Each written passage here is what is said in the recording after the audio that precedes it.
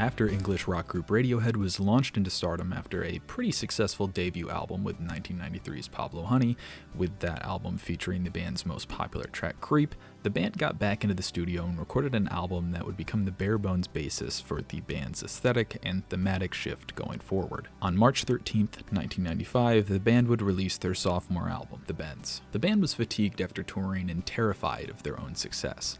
Desperate to avoid being the Creep guys, the band was determined to make something more of their next album. Inspired by artists like Jeff Buckley, R.E.M., the Beatles, and more, the band truly did evolve, and it was a positive evolution that saw several improvements from the previous record, Pablo Honey. Tom York, the lyricist and multi-instrumentalist frontman of Radiohead, drastically improved his lyrical style and the rest of the band. Johnny Greenwood, a multifaceted instrumentalist, Phil Selway, certified bald guy and drummer of Radiohead, Colin Greenwood, the phenomenal lemon-shaking bass player, and Ed O'Brien, guitarist and tambourine slapper, all started to experiment with their sound as well, leaving behind the grungy sound of their debut and instead moving to something a little bit more complex and lush. This album also saw the band's first collaboration with their future producer, sometimes referred to as Radiohead's sixth member, Nigel Godrich. While he wasn't the main producer here, he was involved in the process. This album also saw the very first collaboration with Stanley Donwood, the artist who would go on to make pretty much every single piece of artwork for Radiohead going forward. Album covers, singles, even little doodles inside lyric books and such. This is an essential 90s album that paved the path for not only Radiohead but a ton of bands in this era. The album deals with their gripes with their sudden rise to fame, even having a song entirely dedicated to basically just saying, "I hate this song that made us famous" with My Iron Lung, and several lines across the album about how people act differently around them because of their status now, with lines like "We don't have any real friends" in the song The Bends. So in today's video, we're going to be taking a deep dive into each of these tracks to talk about not only their lyrical meanings, but the sound as well. I'd also like to mention that with this album's themes being intertwined around the band's newfound fame and struggles with finding your footing in a new situation, for a lot of these lyrics I'm going to be looking at them with this interpretation in mind. But with how Tom writes lyrics, there can be countless meanings behind these lines and plenty of different perspectives to view them from. Not all of them fall under this theme directly, but I did want to mention it, so if you have your own interpretations, please let me know what you think down below in the comments. But without further ado, welcome to an analysis of The Bends. The album kicks off with Planet Telex, originally titled Planet Xerox, but later changed because it was a copyrighted name. This track was only written in the studio after recording sessions started, and was forged out of an experiment with a drum loop from an older version of their song Killer Cars. This song was reportedly recorded by a drunk Tom York who recorded his vocals from the floor in the studio. In an interview with Answerphone in late March, early April of 1995, the band had this to say. Phil said, "We used some of the leftovers to create the drum loop. We cut up and rearranged the outro section from the first version of Killer Cars. Steve Osborne remix is great." Ed said, "A drunken evening that spawned probably my favorite track. Tom's one-take vocal crouching in the corner was particularly memorable. He may have been unable to stand. Love Colin's bass groove thing on this." Johnny said, "This was the only song written in the studio. I remember helping Tom write the verse, but not having the stamina to stay for the debauched recording session." Colin said, whooshy, sitting in TV room at RAK Studio whilst Tom, Ed, and Lecky were working on it thinking, what is this old bollocks? Then putting bass on thinking, oh yes, I like it. Tom said, "The product of a single-sex education, romantic novels, and art college." And sensei? It was also asked during an interview with Melody Maker if the song was inspired by Paul McCartney's Live and Let Die. These claims were denied by Tom, instead saying the song was inspired by Tago Mago by Can. The song was premiered on February 21st, 1995, during a live session for the French radio station Enter the Black Session. Released as a double A-sided single with High and Dry, this track was somewhat overlooked due to the latter track getting much more play. This track is somewhat of a standout on the album, as it is really the only track to delve into the electronic sound that would be further embraced on OK Computer. The track begins with a droning sound before kicking in with a piano with a sort of delay and reverb sound. The drum, which were made out of loops that I mentioned before, and the bass soon kicks in as well. It's not too long before the guitar and Tom jump in. There's also a really cool version of this intro done on guitar at Coachella from 2004 with Johnny doing it on his guitar. It's great. With Tom jumping in on the first verse, he sings, "You can force it, but it will not come. You can taste it, but it will not form. You can crush it, but it's always here. You can crush it, but it's always near. Chasing you home, saying." In these first two lines, Tom could be talking about a sort of fear of failure or rejection, or even depression. You can try to make something happen, but there's no guarantee it will work. You can taste it, but it will not form, can also be interpreted as a play on the tip of my tongue expression. For the next section, this seems to be continuing this theme of fear. You can crush it down, reduce it, but it's like that feeling of anxiety where your throat's all choked up. It's still there even if you try to deny it. It's a feeling that'll follow you forever. In the chorus, Tom sings, "Everything is broken. Everyone is broken." With these fears, things aren't alright. But he said he tries to push these things down, but unfortunately, we all struggle with these fears. It's a human thing, and with how the world is, these kinds of things can be incredibly crippling. In verse 2, he sings, "You can force it, but it will stay stone. You can crush it as dry as a bone." The first two lines riff off the lines from the first verse. Here, Tom expands his viewpoint. You can force your efforts, but some things just won't budge. And again uses the word crush. He wants to destroy this thing. He can try, but it's still there.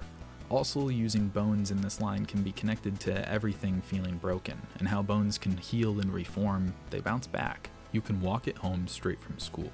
You can kiss it, you can break all the rules but still. With this section, I feel the depression idea resonates more.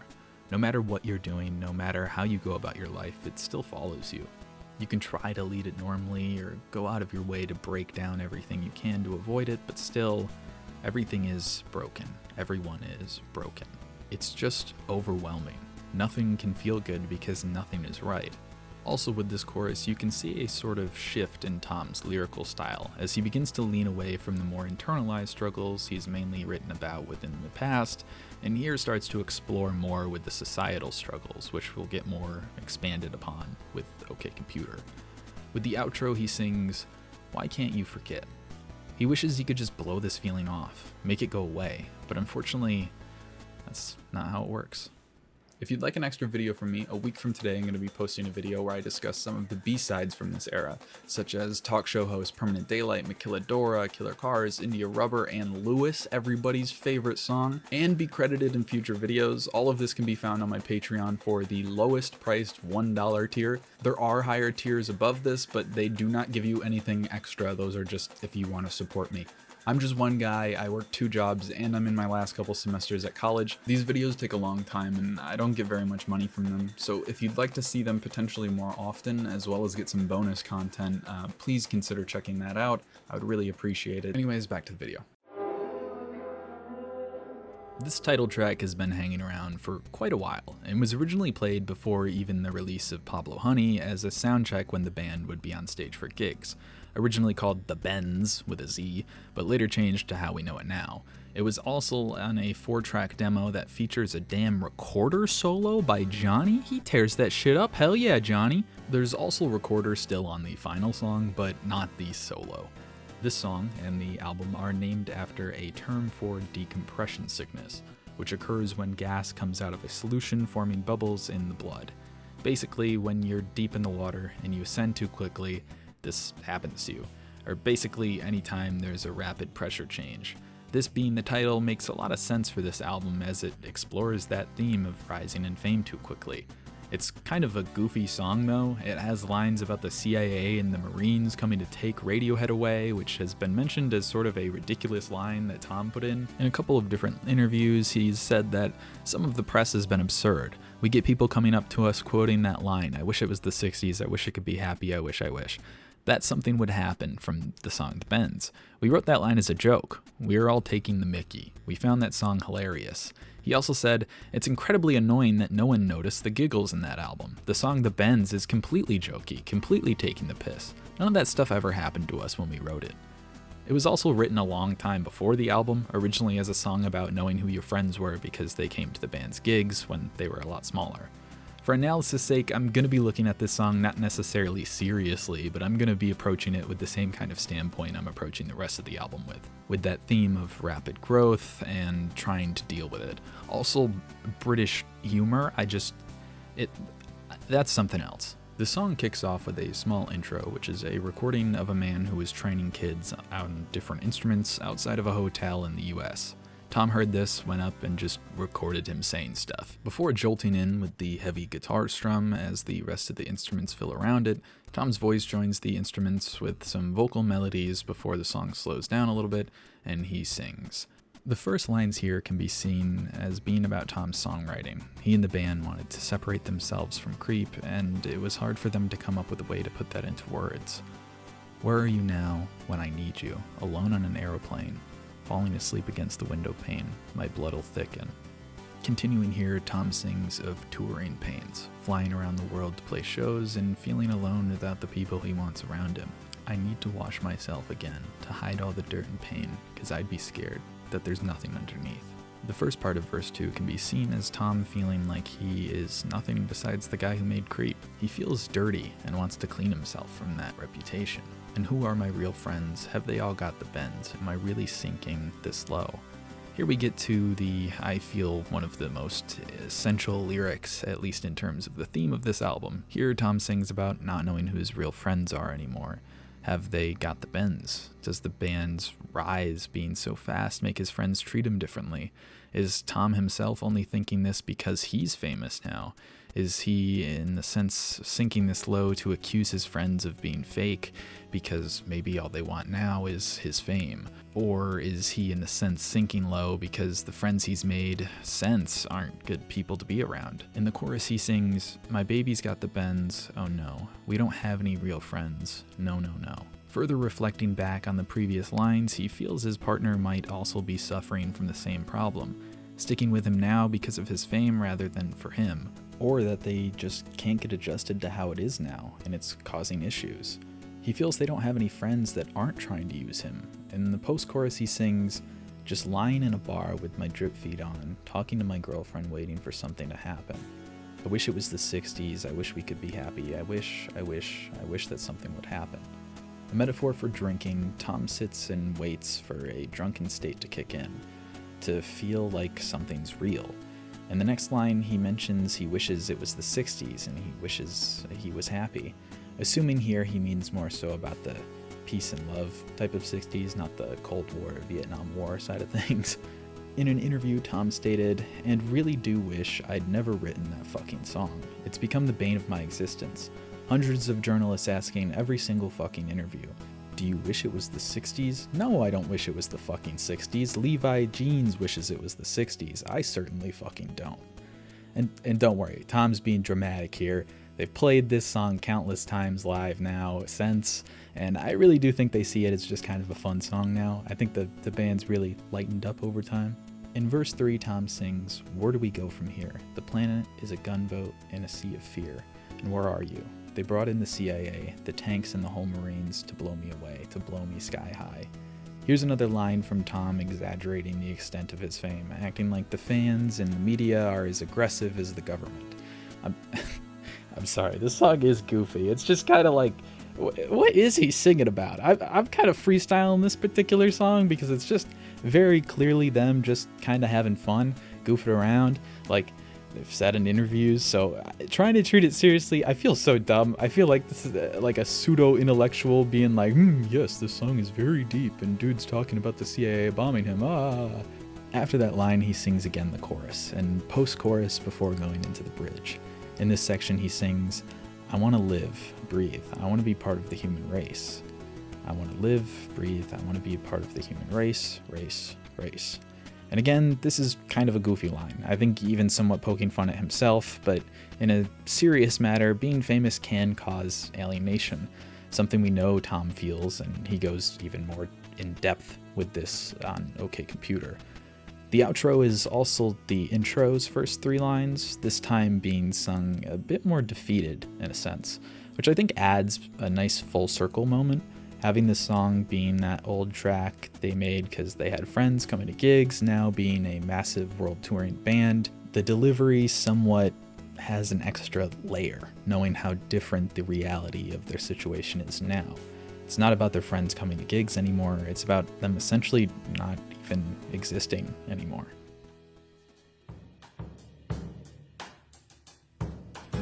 This track has been around forever, even before Radiohead. It was originally performed in the late 80s in Tom's old band Headless Chickens.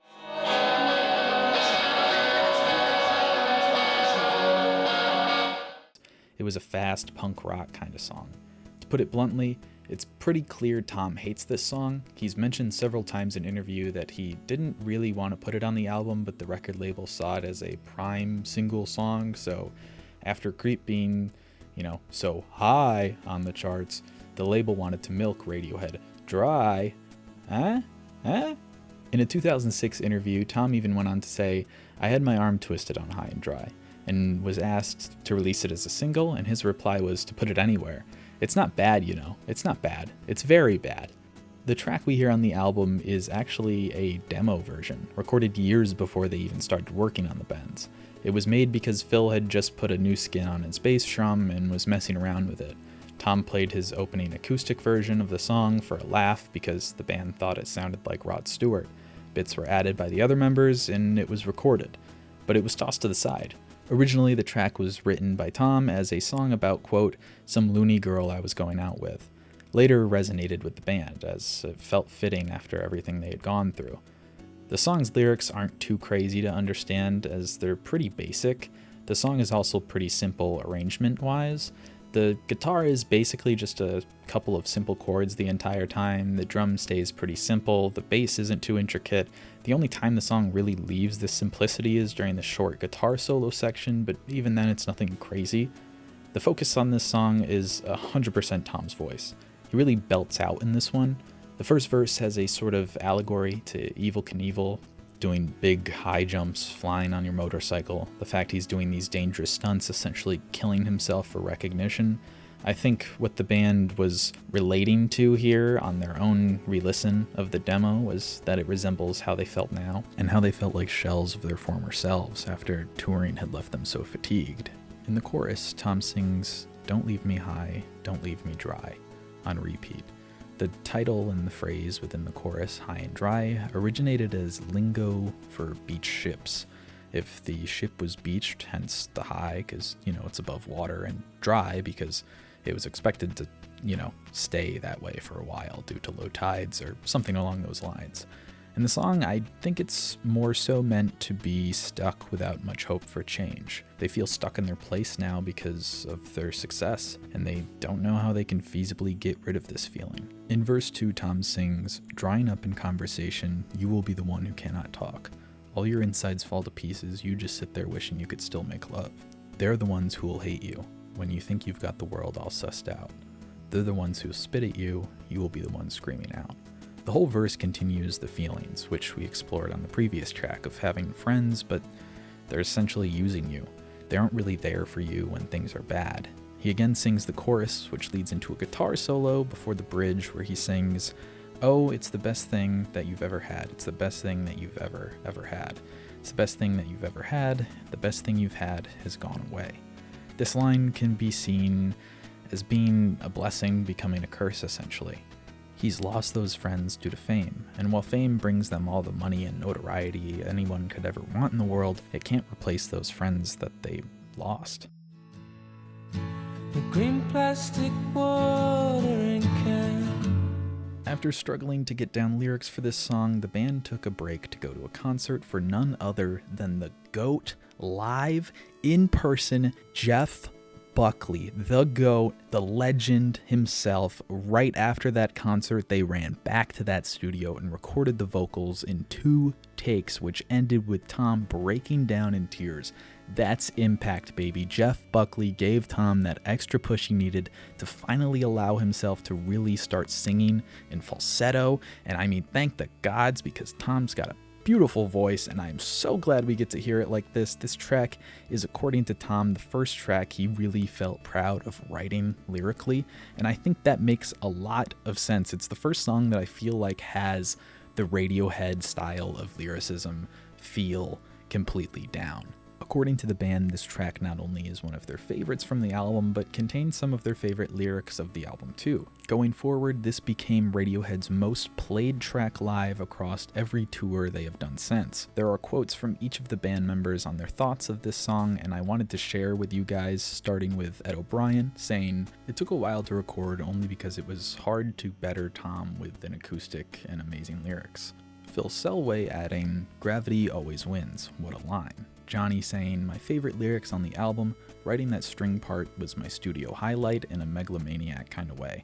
Tom saying it was the product of a joke that wasn't really a joke and was a very lonely, drunken evening and, well, a breakdown of sorts. And my absolute favorite input on a song by any band ever, what Colin Greenwood had to say about this song was, and I quote, deep? Thank you, Colin." The making of this track, as briefly mentioned before, was apparently a nightmare, as they weren't sure what to do for it at first. Tom saying in an interview, "It was a breakthrough on the album, but the day of recording was a nightmare. I had a complete meltdown, so everyone left the studio. It was just me and my acoustic guitar, but there was something chilling hanging around in the air. We had been there for a month, and that was the first time I felt any connection with what Radiohead's about.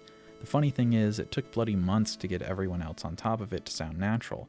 All the bizarre keyboard noises were done at Abbey Road using an old Hammond organ Paul McCartney used on Magical Mystery Tour. We had it plugged into all the guitar amplifiers, every single effect, all the knobs and switches going. It was deafeningly loud, filling up the whole studio. That song could have easily sounded like Guns N' Roses. We wanted it to sound like Phil Spector." The track, unlike a lot of how they recorded the album, wasn't just done all at once.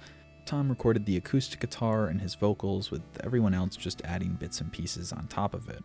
When they finally got it all together, well, that's what we have now.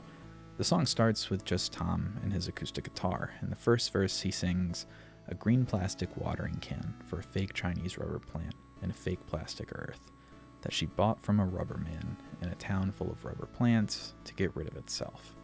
He sings of this fake plant planted in fake soil, being watered by a plastic watering can, and the idea of watering a fake plant shows the ignorance of the person watering it.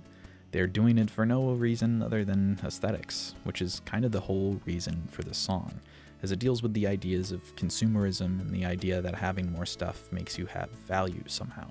The thought of buying things just to buy it. The idea of using a plastic, a product of manufacturing that undoubtedly causes harm to the environment just to perform a fake representation of the environment that it's destroying.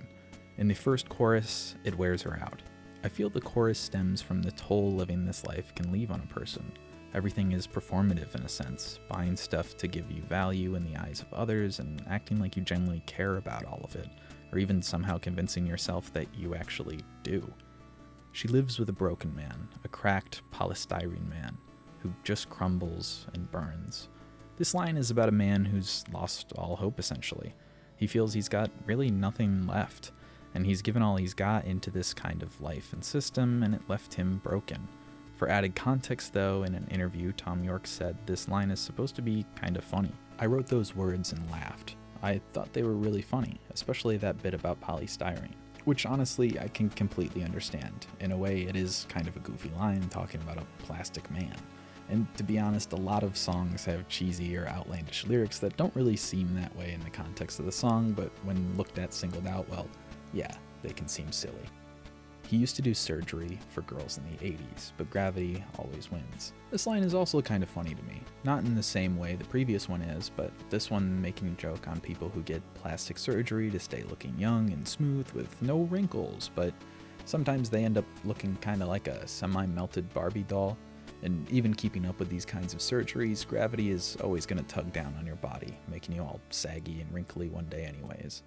The chorus is repeated, this time with a focus on the man talked about in the previous passage and how his life has also left him feeling worn out and hopeless. She looks like the real thing. She tastes like the real thing. My fake plastic love. Here feels like he's saying the situation they're in is fabricated. They're on their way of doing the stereotypical life route of go to school, get a job, find a partner, have kids, die, the end. But he's saying while they might be following this, it doesn't feel real or right. At the big climax of the song, but I can't help this feeling. I could blow through the ceiling if I just turn and run. As the instrumental explodes in sound, here Tom belts out about the need for release. He wants out of a shitty situation. He feels trapped and like it'll never end. He wants to run away, but he can't, hence why the chorus comes back in, this time in first person. And it wears me out. It wears me out.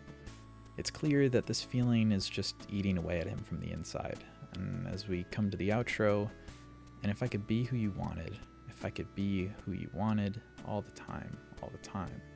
He wishes he could mold himself into the perfect version of himself, where he is okay with the fakeness of all this, but unfortunately, it's just not meant to be that way. Hey, where's the intro for this one? Jesus Christ, oh my God, that was scary, man. Recorded the same day as the Bends, this track was also around for a little bit, appearing on the August 1994 Work in Progress tape. And for about the song, here's some more wise words from the band. Ed said, recorded something like first or second take the same day we recorded the Bends. Love playing it live. Johnny said, this song and the Bends were done the same afternoon, easily the best day of recording. Colin said, it rocks like a mother. And Tom said, have you ever been looking at someone's face, talking, and wondering what their skull must look like? Thank you, Radiohead, for all the wonderful analysis. I don't even think I need to do my job anymore. They got this song covered. I'm just kidding. Back to Bones. I'm kidding. Of course, I'm going to yap about Bones. This song is pretty straightforward as a sort of scared of aging song. The song starts with some guitar doing some tremolo stuff before I don't want to be crippled and cracked. Shoulders, waist, knees, and back. Ground to dust and ash, crawling on all fours. Tom saying, I don't want to be an old, gross, wrinkly person. Ew. In reality, I think this song could be more about the fear of death, as that makes more sense with the title, I guess, when you've got to feel it in your bones. This chorus never changes in this song, which is kind of unusual for Radiohead going forward.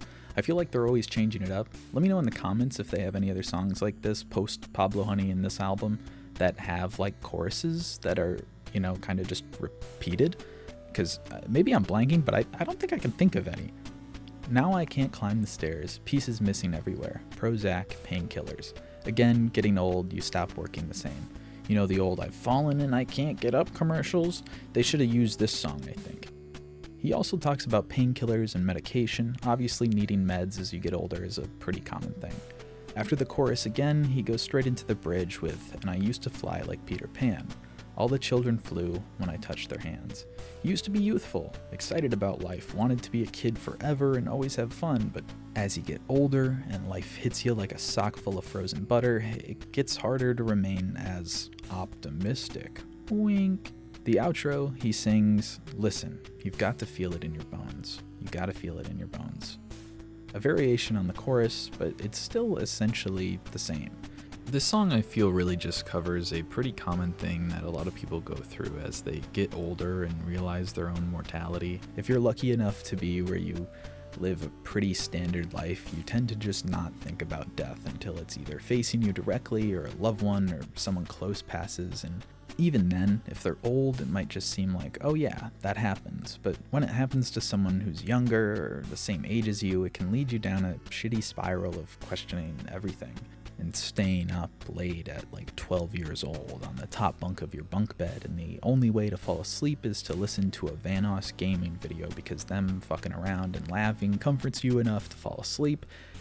Sorry for the self-report, it just felt relevant. Anyways. Almost the first single for the album, this track was written as far back as 1992, as Ed remembers Tom playing a demo of it for him on a tape in his car. The song would make its first appearance in February of 1993 during a live performance, and then a studio demo version was recorded in March of 1993. During the same session, the final version of High and Dry was recorded. It was found on the Radiohead bootleg tape, it would pop up on a compilation album, and several times live long before the Bends. Originally sporting different lyrics for the first verse, you're my own desert island, I am wrecked by your persuasion, you build me my very own garden, give me sunshine and confusion. By 1994, the lyrics would be a lot closer to its final version. And then, finally, released on the bends, we'd have the full version of the lyrics that we have now. This track is a dreamy antithesis to Bones, as put by Colin Greenwood. According to Tom, the song came from a sort of half-drunk dream, one where you don't really sleep properly, and the song is supposed to reflect the band's relationship with people generally. The song begins with an acoustic guitar playing a few chords before an electric backing guitar kicks in, followed by Tom's voice. They love me like I was a brother. They protect me, listen to me. They dug me my very own garden, gave me sunshine, made me happy.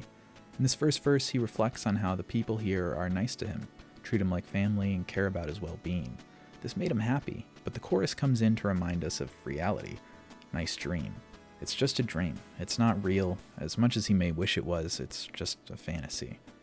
I call up my friend, the good angel, but she's out with her answer phone. She said she'd love to come help, but the sea would electrocute us all. In this verse, he sings about needing help and wanting to reach out to someone who he thinks could do just that, but she's not able to, as if she was to try, she might go down with him. In the next chorus, it continues the nice dream from before, but for a little bit longer, and this time adding and backing vocals singing, if you think that you're strong enough. Here he's saying he knows these dreams aren't reality, and it's hard to accept, but he has to. The other backing line sings, if you belong enough, showing why he may prefer this dream world. He feels he doesn't belong normally, like an outsider. After a sick guitar solo, Tom comes in singing the bridge. Now come home, now come home, now come home, now come home. This I see as just him essentially waking from his dream, like it's the Wizard of Oz, clacking his heels together and waking up. The outro is again the chorus, and it was indeed a nice dream, but now...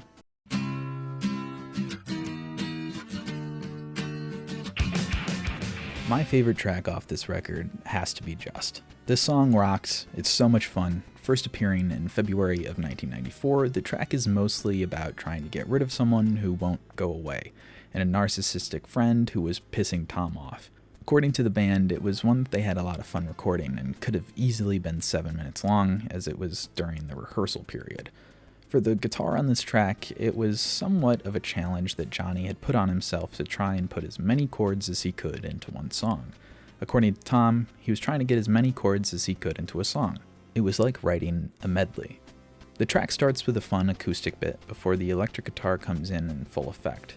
It's only there for a moment before the intensity goes back down to just the acoustics as Tom jumps in on vocals. With these lyrics, I'm going to be looking at it from the perspective of Tom being pissed off at his friend, because I think that makes the song more fun in a way. Radiohead can be a heavy band to talk about with lyrics, and with this album self-admittedly having a lot of goofy moments and knowing some of the songs coming up next, I'm going to take a lighthearted approach here. Can't get the stink off, he's been hanging around for days, comes like a comet, suckered you but not your friends. Tom hates this guy. He compares him to a stench that you can't get rid of, and while he may not be bothering everyone, he is bothering Tom, and his antics aren't fooling him. One day he'll get to you and teach you how to be a holy cow. He's saying his annoying nature may rub off on you if you're not careful, and becoming so self-absorbed you think of yourself as holy and a sacred being. You do it to yourself, you do, and that's why it really hurts. It's that you do it to yourself, just you and no one else, you do it to yourself. With the chorus here, he sings about how this shit is all this guy's fault. He's self-destructive and isn't even self-aware enough to realize it. Don't get my sympathy, hanging out the 15th floor.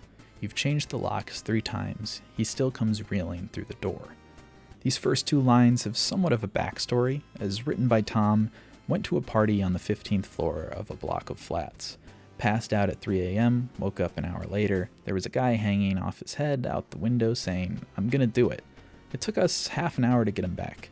I'm guessing here Tom's saying if it was the same guy he's singing about, he wouldn't care. He has zero empathy for this dude. He even goes on to say how, even in his efforts to get rid of him, using the example of a locked door, the dude is still around. One day, I'll get to you and teach you how to get to purest hell. Here Tom's saying this guy is going to hell for being a piece of shit, and he's going to take him down there himself. He's bringing him down like he's the Doomslayer or some shit. The rest of the song is 2 choruses separated by a sick guitar solo and an outro that is more of the chorus lyrics. He's just really cementing that these issues he's causing to himself. and everyone's attitude towards him are a result of his actions. He does it to himself. The music video is a lot of fun for this one too. Made in collaboration with director Jamie Thraves, it shows a man laying down on the street and a bunch of people trying to guess why he's laying there. And when he finally tells them, whatever he said is so heavy that they all join him. I like to think he said something like, "Hey, Radiohead's up there," but I'm sure there's other potential things he could have said, I guess.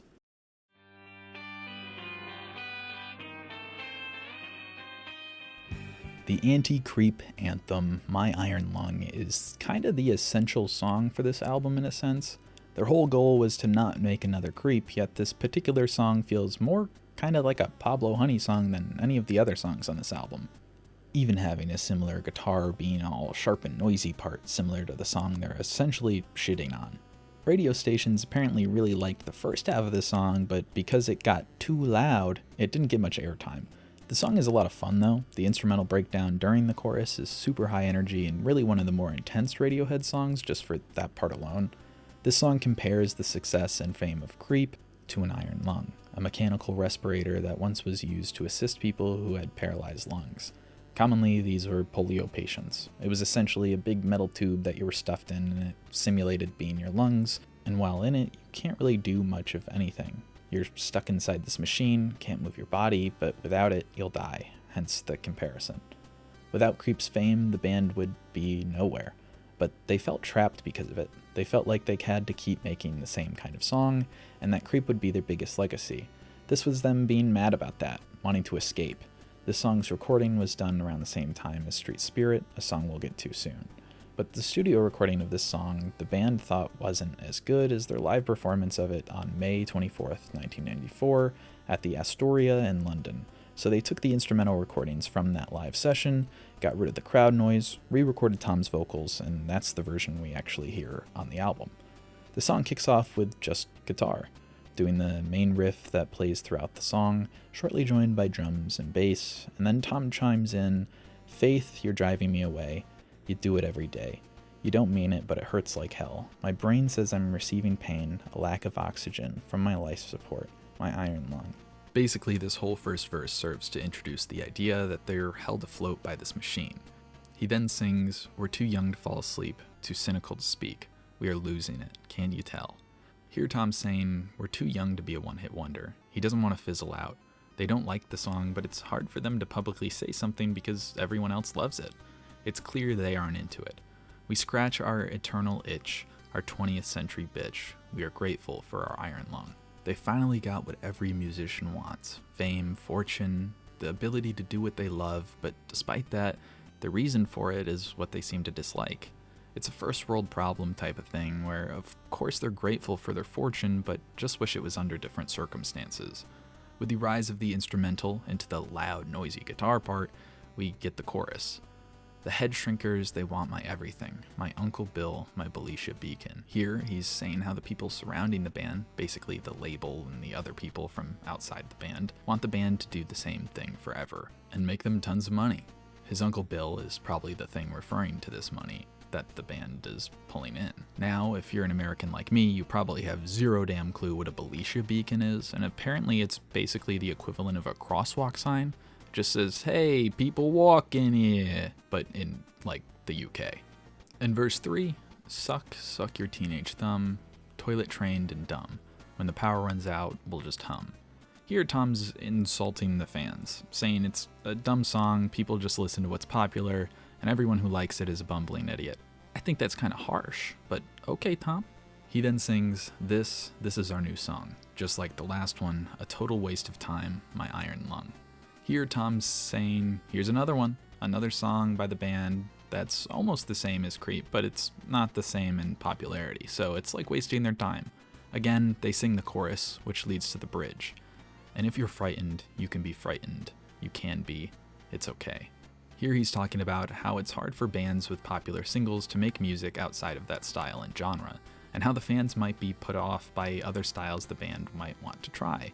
But what they're doing is ultimately better for them, as they want to get to express themselves more freely and make the kind of music they want to make. The song bursts into a guitar solo, and then soon ends again with the chorus.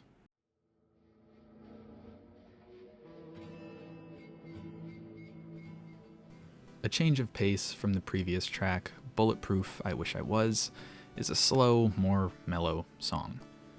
It had its first live appearance back in June of 1993, but most of the lyrics were different, really only sharing the general chorus of Tom singing Bulletproof and the first verse. This developed over the next few months, and by November of that year, the song was mostly to its final version, minus the last verse. By April, with the release of the album, we got the version we have now. It starts off with some ambient build-up before an acoustic kicks in, backed by some really cool droning guitar sounds. With the first verse comes in the drums and bass, and Tom sings, "Limb by limb, tooth by tooth, stirring up inside of me. Every day, every hour, wish that I was bulletproof." Starting out, this track is much more vulnerable than a lot of the others here, addressing how he feels, well, vulnerable. He wants to be emotionally stronger, hence wishing to be bulletproof. "Wax me, mold me, heat the pins and stab them in. You have turned me into this, just wish that it." He feels like he isn't really himself anymore. He just does what other people manipulate him to do. He's being molded into a person he doesn't want to be, and despite these changes, he still wishes he was bulletproof. During this chorus, the backing guitar riff comes in, complementing the elongated O's on Tom's voice. With this chorus, we can see, even with the changes being done, he still feels down and wishes he could be stronger. "So pay me money and take a shot. Lead fill the hole in me. I could burst a million bubbles, all surrogate." Here, Tom sings about how people can do positive things for you, like give you money, and can assume that those kind of gestures reward them something in return. He says that he has a hole in him because he doesn't feel fulfilled. And those people asking for things of him, taking those shots at molding and changing him, he hopes someone could be successful. He hates these feelings so much, he wishes he could pass this pain on to someone else, a surrogate. He ends again with the chorus, "And bulletproof, and bulletproof, and bulletproof, bulletproof." Again, joined by the guitar, but as we end the song, the listener has to question, how can you really deal with this kind of issue of feeling vulnerable, with feeling emotionally down? Personally, I think you can.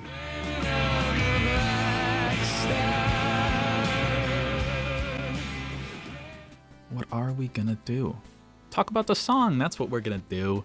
This track is seemingly about having a partner with mental health issues, mainly depression. As the song fades in, with all the instruments already basically in full force, it takes a break for a moment and mellows out while Tom jumps in. "I get home from work, and you're still standing there in your dressing gown. Well, what am I to do? I know all the things around your head and what they do to you."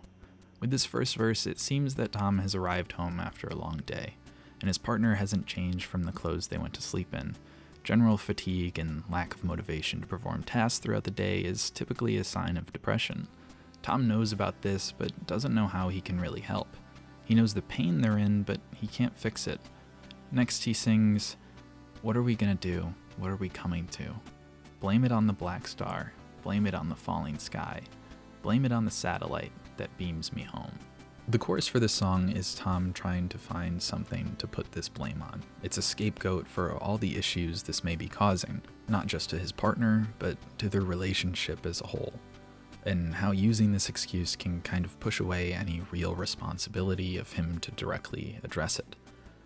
"The troubled words of a troubled mind, I try to understand what is eating you. I try to stay awake, but it's 58 hours since that I last slept with you." Here he's saying he's trying hard to understand what's wrong, what's eating at them, but it's hard for him to really keep up. And how it's been a bit since they slept together? Tom, dog, it's been less than 3 days. I guarantee you 90% of the people watching this video have gone a lot longer than that. But this seemingly is causing a tear in their relationship. He again goes into the chorus. "What are we coming to? I just don't know anymore. Blame it on the black star. Blame it on the falling sky. Blame it on the satellite that beams me home." In this pre-chorus, he admits defeat. He just doesn't know what to do anymore. "I get on the train, I just stand about, now that I don't think of you. I keep falling over, I keep passing out when I see a face like you." With this verse, it seems they've broken up. He doesn't think about them anymore, but even though they aren't together and he doesn't think about them, He recognizes the same kind of face in the crowds, people who are depressed and facing a similar demon to the one that plagued his relationship. He sings the chorus again, this time self-directed. What am I coming to? I'm gonna melt down. Blame it on the black star, blame it on the falling sky, blame it on the satellite that beams me home. He's experiencing the same things that his partner did. He's also stuck in this rut. He then sings the outro, exclaiming, "Ah, this is killing me. This is killing me." He now understands the pain of his ex and how debilitating it can be. And unfortunately, all that's left for him to do is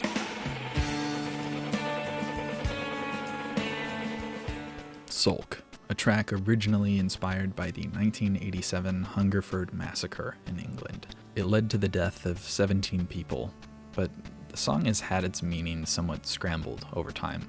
Originally written with the outro lyrics of "Just shoot your gun," it was later changed because it happened shortly after the death of Kurt Cobain, and the band didn't want people thinking it was about him. It was originally, though, to be a single, but ended up being one of the least popular songs on the album, among fans and the band. In fact, it's rarely been seen played live, and only was played a handful of times back in 1995 with the album's release tour, and has not been seen since. The track is rather straightforward, and while not necessarily a bad song, I can see how it is the least popular, as I feel it's more of a generic track for Radiohead. You bite through the big wall bites back. You sit there and sulk, you sit there and bawl. You look so pretty when you're on your knees, disinfected and eager to please. Here Tom sings about how it's hard to get past struggles. Seemingly related to the struggles of depression, he can try and fight back, but he can't win, so he sulks and gives up. In that second part, is Tom being freaky? I don't know. I think he might be. Sometimes you sulk, sometimes you burn. God rest your soul. When the loving comes, but we've already gone, just like your dad, you'll never change. With the chorus, Tom sings about how with these issues and the struggles that come with them, it's hard to accept help, and how even if someone cares enough to try, it's easier to leave them behind because you think they can't help you out of stubbornness. He then compares himself to his father, who seemingly had similar issues, and he reflects that he will be the same, unfortunately. Each time it comes, it eats me alive. I try to behave, but it eats me alive. So I declare a holiday, fall asleep, drift away. Here again, he speaks on the debilitating struggle that is dealing with depression. He tries to escape it by going on a vacation, trying to separate himself from this day-to-day struggle. He wants a break and to have a nice dream. The rest of the song is the chorus repeated twice, separated by a guitar solo. So I think just on lyrical analysis alone, you can see how this song is more of a generic kind of song. Again, not dissonant, just making that observation. While some might consider this a low point on the album, it does lead right into one of the best and also the final track of the album. We're finally here. Street Spirit Fade Out, the last song on the album. This song is one of the more depressing songs on the album. Maybe not depressing, but definitely gloomy. It follows a very nihilistic view on life, how things just don't matter. We're all gonna die. Inspired by the novel The Famished Road by Nigerian author Ben Okri, the story contains a struggle with separating the spiritual reality and a more materialistic one. This song has one of the most memorable instrumentals on it. Tom's vocal performance is just one of the best in my opinion. He just really sounds great here. In the first verse he sings, "Rows of houses all bearing down on me. I can feel their blue hands touching me. All of these things into position, all of these things will one day swallow whole." First, seemingly he talks about a mundane, normal life. The first line representing suburbs, the second perhaps talking about blue-collar workers, and the third talking about how this is supposed to be just how things are. And the fourth basically just saying we have to swallow this pill, that this is our reality. The chorus comes in and fade out again and fade out. Like everyone on this planet, we're all gonna die, all fade out of existence. His questioning if this materialistic reality is worth it. This machine will not communicate. These thoughts and the strain I am under. Be a world child, form a circle before we all go under. Some more of inklings on the technological fear explored on OK Computer. He doesn't want to commit to these ideas of life as portrayed to him. He wants to be like a child and have a sense of wonder again, a sense of hope, something he also somewhat mentioned on Bones with the Peter Pan line. But he knows his time is inevitable, it's coming. He again sings the chorus and has a section with instrumentals and a vocal melody before coming back into verse 3. Cracked eggs, dead birds, scream as they fight for life. I can feel death, can see its beady eyes. All these things into position, all these things will one day swallow whole. Here he talks on the death all around him, how even something like breakfast can make him crack. He thinks of how that got him there, how death is an ever-looming threat that's not just on him, but on everything. Everything is doomed. He again sings the chorus and follows up with the outro, using again the vocal melody along with the lyrics. Immerse your soul in love, immerse your soul in love. He tries to accept it, find some way to deal with it, embrace those around you, embrace companionship by your fellow humans. And while it seems like a positive note to end on, the entire song contradicts these very lines, leaving somewhat a mystery on why it takes this path. There's a quote I've seen floating around that a lot of people attribute to this song. It's like an entire paragraph long about how Tom saying that the song essentially wrote itself, and that it is one of the most outright hopeless songs that they have written, because a lot of the other ones have some sort of resolve in a way where this one has nothing. And I've tried to find a reputable source for this quote, but it just goes back to old websites that don't list an origin. They say source unknown, and so I'm not going to include the whole thing and say that this happened, it's true. But I do think the general message of that quote, whether real or not, does stand in the sense of this song doesn't really have any sort of resolve, a glimmer of hope, and the one that's there is only a temporary fix at that. As the title of the song suggests, in the end, your existence just fades out. And with that, the album is over. It's been almost 30 years since this album was released, and it's been some 30 years. The band has evolved a lot over time, but this, I think, is the first stepping stone into what the band truly would become and how they were able to overcome their initial fears of success and fame. And while this album isn't quite like some of their newer stuff, it does have all the initial groundwork to build upon that everything else used. I mean, this is the first time they worked with Stanley Donwood, with Nigel Godrich, and allowed Thom Yorke to explore his writing style. It's impossible to deny this album's impact, not just on the band, but on the music scene as a whole. And I know it's not everybody's favorite, but I think it is a very nice, casual Radiohead album to listen to. And while this album didn't completely separate them from Creep, it did set them up to further themselves from just being that band later on. And it did lead to OK Computer, which I think is about equal in the scale of things. Anyways, thank you guys for watching. If you want the bonus video on the B-sides of this, it will be up a week from today on my Patreon. It is only $1 to subscribe. You get access to everything for the lowest amount tier. The other ones are optional if you want to support me. But this has been Stemp, and this concludes an analysis of the Bends.